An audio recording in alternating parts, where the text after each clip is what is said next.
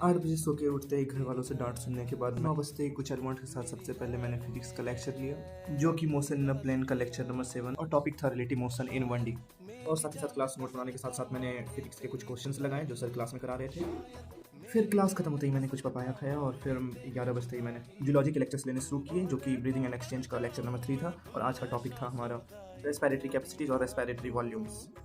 फिर समाप्ति मैम के साथ साथ क्लास नोट्स बनाने के बाद फिर क्लास एंड होते होते 12:45 हो चुका था और मैंने खाई मैगी। फिर 1 बजते ही मैंने फिजिकल केमिस्ट्री का केमिकल इक्विलिब्रियम का लेक्चर्स लिया और गाइस इतना करते करते बज चुका था 3 नहाने और लंच करने के बाद फिर मैंने और फिर 4 बजते ही मैंने लिया बॉटनी का lecture, cell second and cell division का lecture number 4 karyokinesis and mitosis.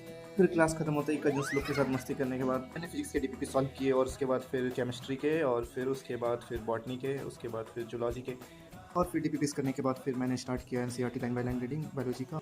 और इतना सब करते करते हो चुका था 11:45 और बस उनमें की ख्याल आ रहा था।